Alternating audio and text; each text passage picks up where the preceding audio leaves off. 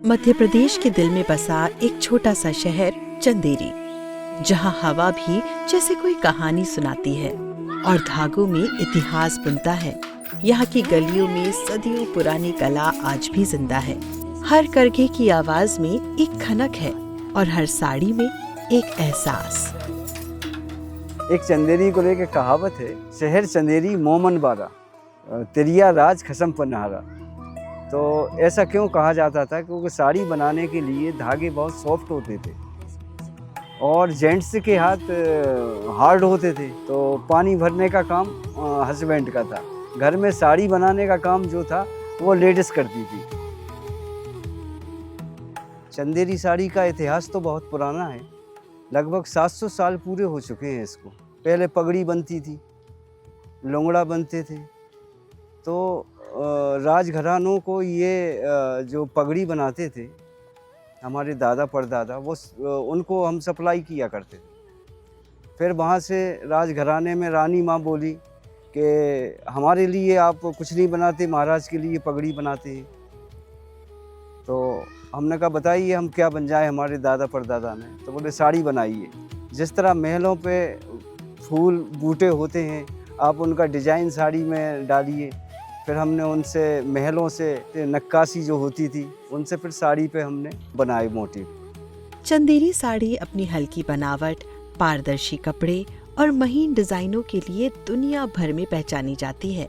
लेकिन एक चंदेरी साड़ी बनने के पीछे छिपे होते हैं कई दिन और अनगिनत मेहनती हाथ। साड़ी बनाने के लिए सबसे पहले इसको चरखे पे गुंडी को तैयार किया जाता है। जैसे हमें ज़रूरत है 2400 धागे की या 3000 धागे की, तो हम उसको पहले इकट्ठा करते हैं। उसकी एक गुंडी बनती है, फिर उसकी भीम भरी जाती है, लंबाई करके रोल कर लेते हैं। फिर डाइंग होती है, इसकी रंगाई करते हैं। हमें जो भी कलर बनाना है उसको हम डाई करेंगे। एक चंदेरी साड़ी में सैकड़ों नहीं हजारों धागे इस्तेमाल होते हैं और हर धागे की अपनी जगह होती है। कौन सा धागा बॉर्डर में जाएगा, कौन सा पल्लू में और कौन सा पूरी साड़ी के बीच में, ये पूरा गणित हाथों से किया जाता है। अब वीविंग का मुश्किल काम तो सभी होता है, लेकिन जैसे हम लोगों का जो शुरुआत होती है राच से, जो राच होता है जो हम लोगों के लूमों पे लगा रहता है जिससे बुनाई होती है, उस तरीके से वो लाइलॉन का रहता है और उसको 3 से 4 दिन भरने में लगता है। उसके बहुत ही कम वीवर्स बचे हुए हैं। जैसे अगर कहें तो उसके 5 से 6 ही लोग, टोटल चंदेरी में 7 से 8 हज़ार लूम है, लेकिन उसको राच भरने वाले 4 से 5 लोग हैं। साड़ी में सबसे मुश्किल पार्ट्स होता है उसका पल्लू, क्योंकि पल्लू एक ऐसी जगह होती है, एक उसमें काम अगर ख़राब हो गया तो वो साफ साफ दिखाई देता है। तो उसमें हमें बड़ी ध्यान से काम करना पड़ता है और इसमें आँखें भी जल्दी आई वीक हो जाती है।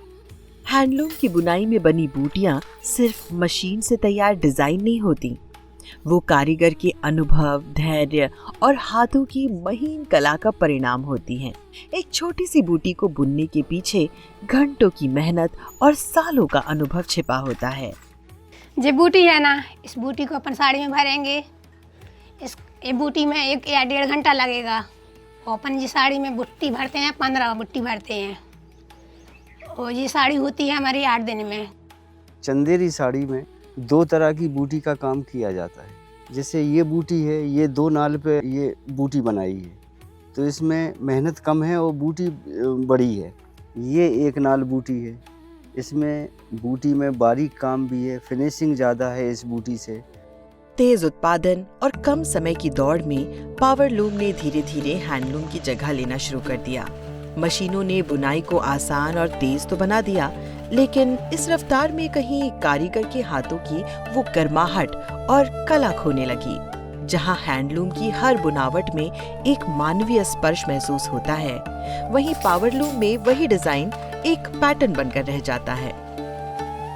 जो पावर लूम होता है उसमें एक बार लोग पिक सेट कर देते हैं और वो कपड़ा एक तरीके से बनता हुआ चला जाता है। और जो हैंडलूम होता है उसमें एक एक बूटी, हम लोगों का जो हैंडलूम की मेन पहचान है, जैसे हमारी जो बूटियाँ होती हैं अलग अलग तिल्लियों से बनाते हैं। और जो पावर लूम होता है उसमें लोग कट वर्क करते हैं।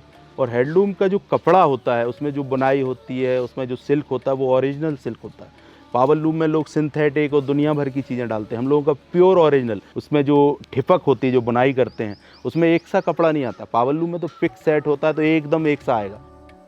देखिए ये चंदेरी साड़ी है, और इस चंदेरी साड़ी में जैसे कि ये एक ब्लैक कलर का निशान दिखाई दे रहा है आपको, तो ये मीटर का निशान होता है। ये कोई मिस्टेक नहीं होती है। ये देखेंगे साड़ी को, ये हल्का हल्का थोड़ा लहर टाइप दिखाई दे रहा है, ये पहचान होती है। ये देखिए ये दिखाई दे रहा है, ये भी कोई मिस्टेक नहीं होती। हैंडलूम की ये पहचान होती है। धागों का होना, बहुत बारीक काम होता है, धागे बहुत बारीक होते हैं। ये सारा हैंडलूम का काम है और हैंडलूम की यही पहचान है। अच्छा, जैसे आपने चंदेरी साड़ी खरीदी है तो उसको किस तरह से रखना चाहिए?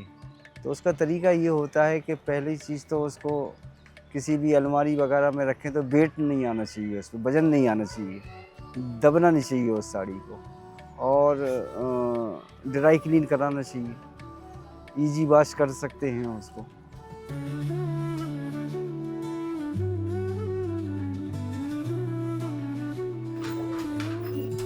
चंदेरी सिर्फ एक साड़ी नहीं, बल्कि कई हाथों, कई सपनों और पूरे परिवार की आशाओं से बुनी एक कहानी है।